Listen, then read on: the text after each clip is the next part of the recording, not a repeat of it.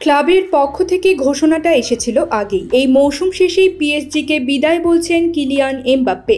নিশ্চিত করেছিল ফ্রান্সের ক্লাবটি। এবার আনুষ্ঠানিকভাবে নিজের বিদায়ের ঘোষণা দিলেন এমবাপ্পে নিজে। সামাজিক যোগাযোগ মাধ্যমে আবেগী এক ভিডিও বার্তায় এমবাপ্পে জানিয়েছেন, পিএসজির জার্সি গায়ে আগামী মৌসুমে আর দেখা যাবে না তাকে।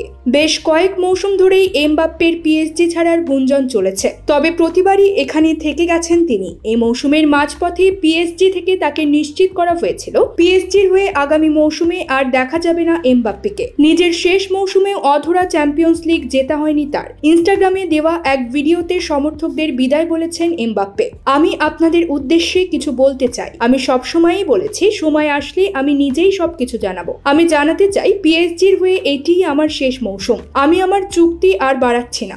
ঘরের মাঠে আগামী রবিবারই ক্লাবের হয়ে আমার শেষ ম্যাচ। ব্যাপারটা আমার কাছে অনেক আবেগের। ফ্রান্সের সবচেয়ে বড় ক্লাবের অংশ হতে পেরে আমি গর্বিত। এই ক্লাবের ইতিহাসের অংশ হতে পেরেও গর্ব হয় আমার। এখানে যা শিখেছি সেটা আজীবন আমার সাথে থাকবে। বিদায় বেলায় সতীর্থ, কোচ সহ ক্লাবের সবাইকে ধন্যবাদ জানালেন এমবাপ্পে।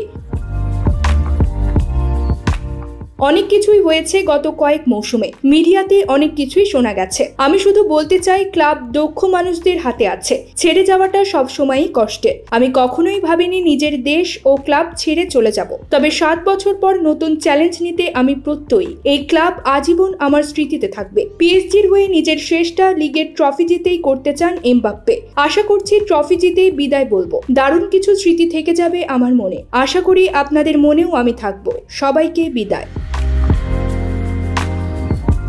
পিএসজিকে বিদায় বললেও শেষ পর্যন্ত এমবাপ্পে কোন ক্লাবে যাবেন সেটার জন্য অপেক্ষায় থাকতে হবে ভক্তদের। Sports desk, channel 16।